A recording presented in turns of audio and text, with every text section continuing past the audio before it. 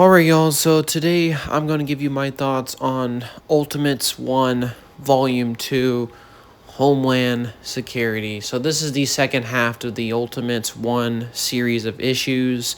I believe the total arc was 13 issues, and I already covered the first half, which revolved around Volume 1. Now for Volume 2. What are my thoughts on the Ultimates, Volume 2? Well, this comic is definitely something, and one of the biggest reasons why I do say that it's kind of influential and, well, something is because of the fact that if you really combine Volume 1 and Volume 2 of this series, you basically get the blueprint and major influence and inspiration for the 2012 MCU Avengers film, because there's a lot of cues from these comics that happen in that movie. Even certain characters, even entire races of creatures are basically taken from this comic and put into the movie.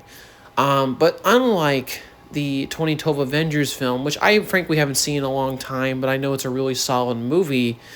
This movie, unlike that movie, which felt very well made and sanitized and a well made story, the Ultimates, on the other hand, I would say is still good, but there are some weird tendencies that Mark Miller, the writer of this, likes to go on. There's some really weird, confusing plot lines and a lot of plot holes.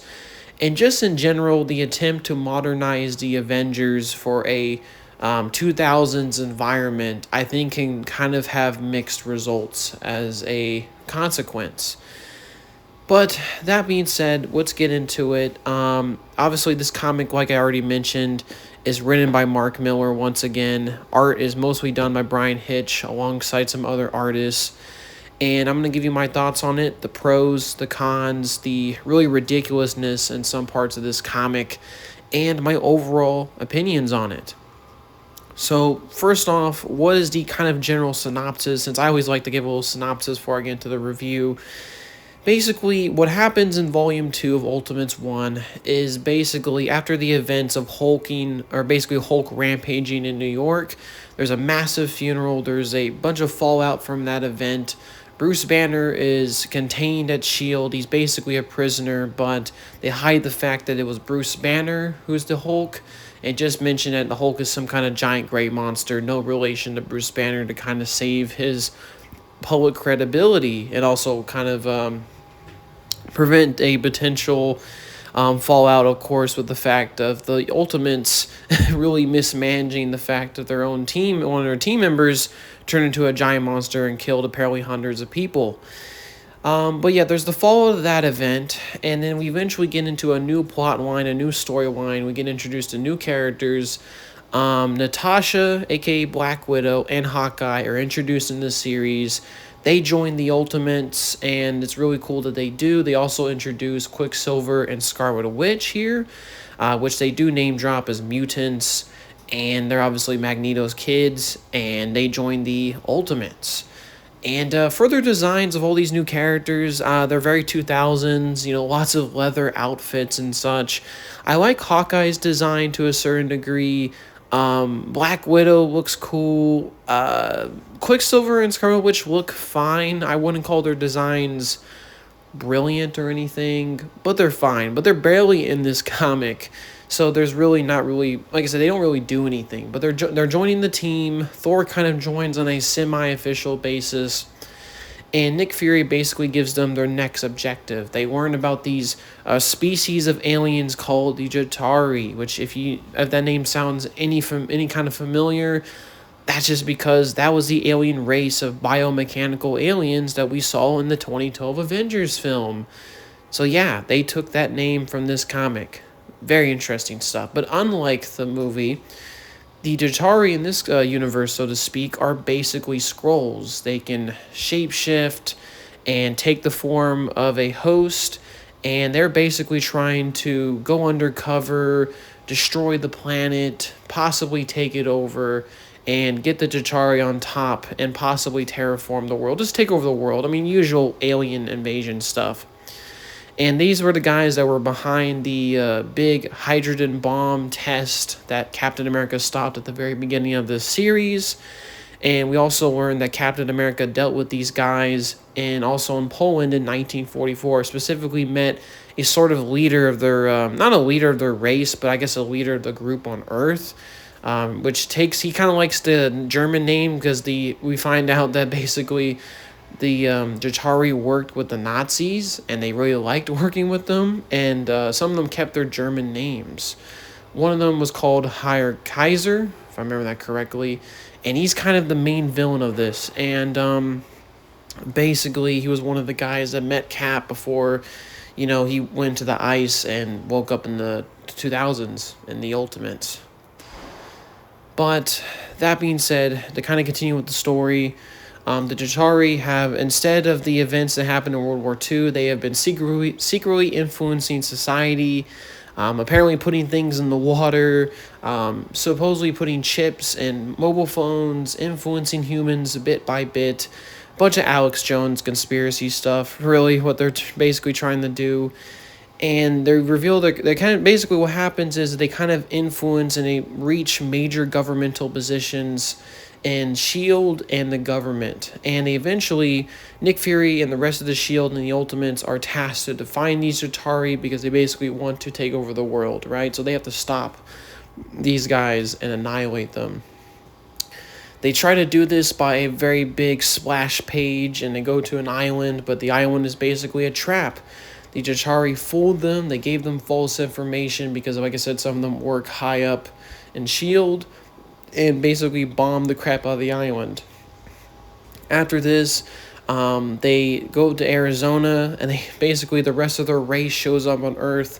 They attempt to blow up the entire solar system. Luckily, apparently Iron Man has some kind of giant force field, and Thor was able to teleport most of the S.H.I.E.L.D. agents that survived to Arizona to fight this giant Jatari armada and forces and stop them from blowing up the solar system. And they successfully do so with the help of a cannibal Hulk, and they eventually, succeed in destroying them. They succeed also in reverting Hulk back to the Banner. There's also a little bit of subplot that happens at the beginning of the comic that follows up on the whole Hank beating the crap out of his wife, Janet, which, Captain America literally beats up Hank in his giant size, but that also, like I said, is not hugely important, but it happens in the comic. But that's kind of, like I said, a very brief, general outline of what happens in this comic book. Starting with the pros. Once again, Bryan Hitch's artwork is amazing. There's really no other ways to describe it. The artwork's fantastic. It's his hyper-realistic style that looks great. There's many great full pages, splash pages of artwork here. The designs of everything look realistic and great.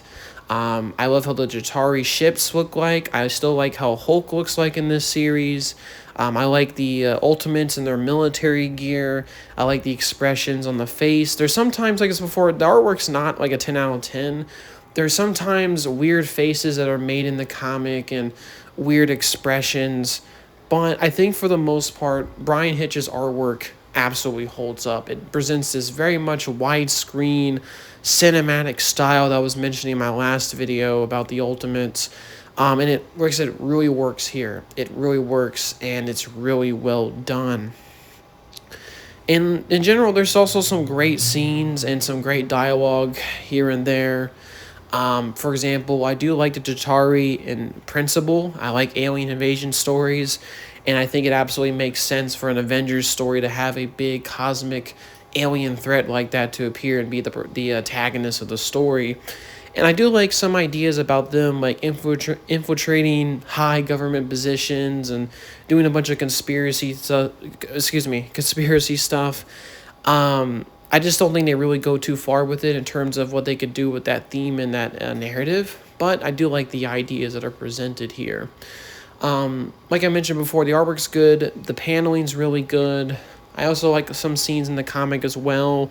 For example, there's a scene where Iron Man lifts an entire Chitauri warship, avoiding it crashing into a city, saving possibly millions of lives. And then Tony kind of freaks out, but then like some soldiers and a kid kind of knocks him out of it, and he basically gets back on his feet and gets back in the fight. And it's a really cool part. I really like that part in the comic. I also like some lines that Captain America says. I like the alien invasion stuff. And I do like how Hulk obviously appears in it, even though it has some of the cringiest dialogue I've ever seen in my life. But I like the fact that he shows up in the battle, and that's all really cool and stuff. And I do like also how Thor is involved, and there's this whole running subplot which they won't really resolve into Ultimates 2, I believe, of whether is Thor really a Asgardian, or is he really this person, or is he just a crazy psychopath, lunatic. And I like the little suggestions and themes that go with that. I think it's pretty cool. I do like most of the new characters as well, Natasha and Quicksilver. Even though I will say we don't really get to know them as much in this comic, and I would have liked maybe a little bit of background on them. We get, like I said, a decent introduction to them in the comic, but I would have liked more of an introduction to them. And the same goes with Quicksilver and Scarlet Witch on the Ultimates, which barely do anything in this entire comic series. And there's, like I said, some really good cinematic moments. I do like alien invasion stories, and I think overall, I think this comic is still pretty decent. I didn't come out hating this, but there are some pretty big problems with it. So let's get into my cons. For one thing, just once again, Mark Millar's tendency to go off on really weird tangents is really, hugely present in this comic. It was a problem in the last comic, and I mentioned that it could have been satire. Here, there's less satire, I think, on the superheroes, and maybe more of a satire on action movies, because this comic, the rest of the Ultimates 1 feels very much like an action film. Like, this is like probably the closest thing to a non-Marvel 2000s Avengers film that could have came out. And like I said, there's some huge greatness to that, but there's also some huge issues with it.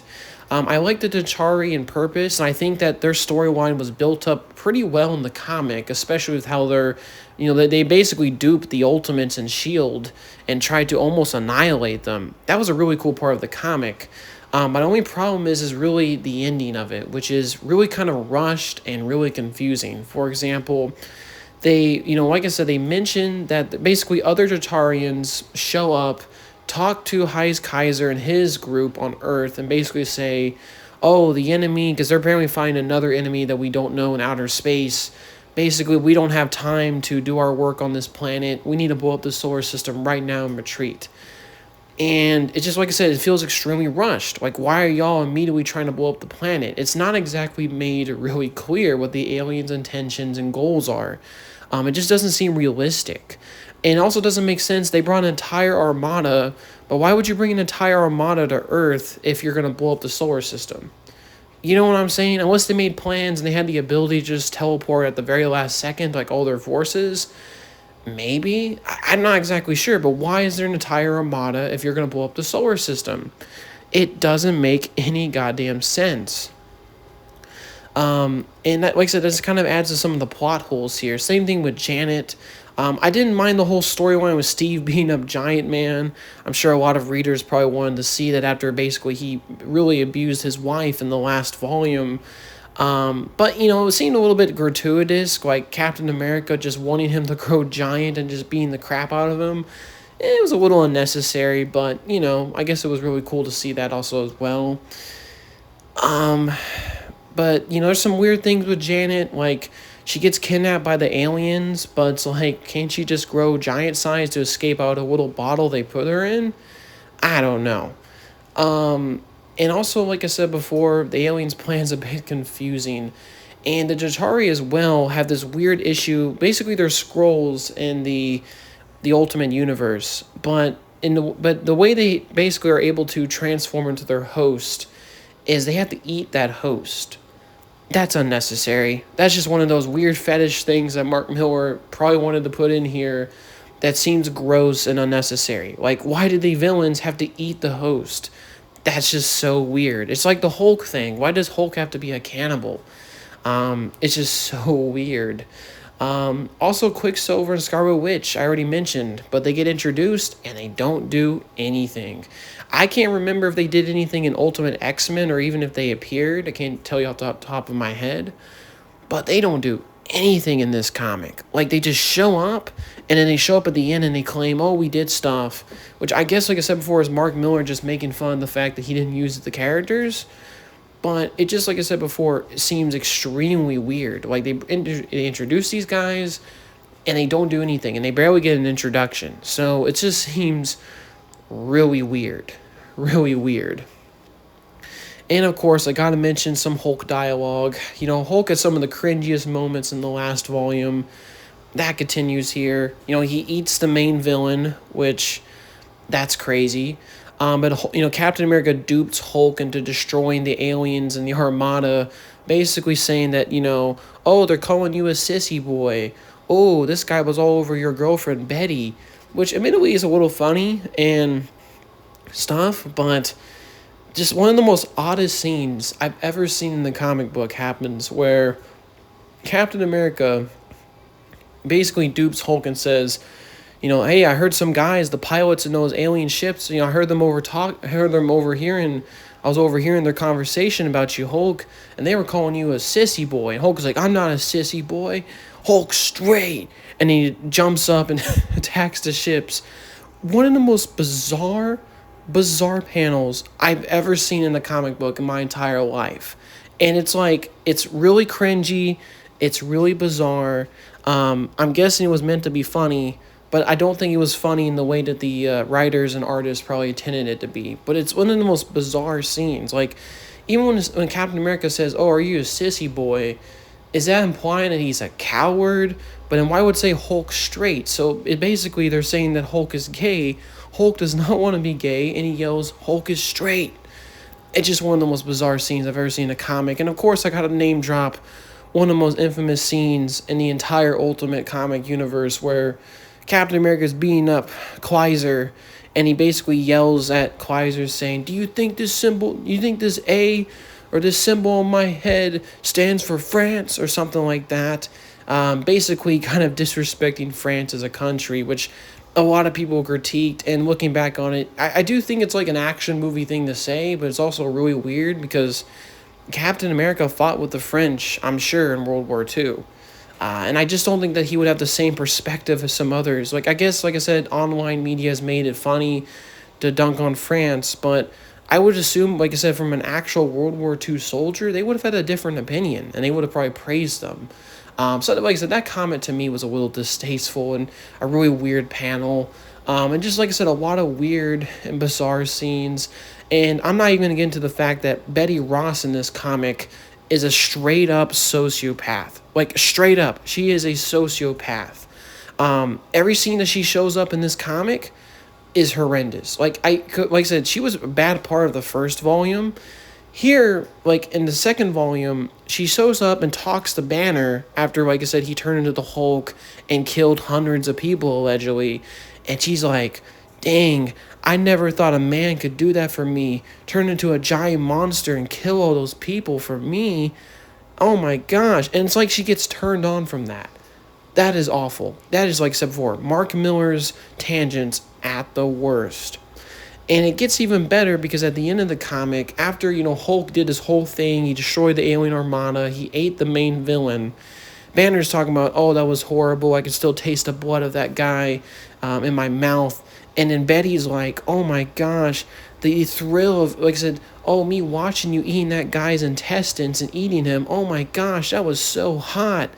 Maybe Nick Fury can let me visit you inside the cell sometime. Like I said, what? Why is she turned on by that? That is one of the most bizarre and horrendous things I've ever seen in the comic. I mean, this is by far the worst portrayal of Betty I've ever seen anywhere in Marvel Comics, media in general. It is, like I said, insane behavior. She is a sociopath. Who would get turned on by your alleged boyfriend turning into a monster and eating someone? Like I said before, please, like I said in the comments, if that's what you're in, I mean, actually, you know what, if you're in the comments and you mention that, I don't want to know, but that is horrendous. That is one of the worst things about this comic. Some of these horrendous tangents. They even have the nerve to like sort of like biohazard and protect Hulk's poop because, like I said, he ate the main villain, and they want to like basically put it in like protection because they're worried that like Kaiser can still come back from that, which I doubt he can. But once again, a weird tangent in the comic. And all these weird moments and tangents and just these weird eccentricities, if I'm saying that word correctly, it just ruins, kind of like I said, it kind of makes the comic feel really weird and cringy to read. And I think it prevents it from being a truly great modern version of the Avengers. But yeah, to kind of quickly wrap this up, overall, Ultimates Volume 2 is not a bad comic. I didn't walk out thinking, oh my gosh, this is the worst comic I've ever read. It's decent. It has some really good moments, some really good artwork, a lot of really cool stuff that influenced the MCU. And in general, like I said, it presented a more modern reimagining of the Avengers. And it also introduced, new characters to the team. It expanded the world. It also gave a very interesting threat, an alien extraterrestrial big threat to the team. And that's all really cool and stuff. It just, like I said, the comics kind of brought down by some of the weird writing, some of the bizarre and if not really unreadable tangents in the comic, and some of the weird humor and dialogue that I think prevents it from being a truly great and really sane version of the Avengers. But, like I said, it's still that really cool action movie vibe throughout, so, it's not all bad. But, yeah, that's my kind of quick thoughts on the Ultimates 1 Volume 2. Hopefully you all have a good day, and if you enjoyed the video, definitely comment, like, and subscribe, and peace, y'all.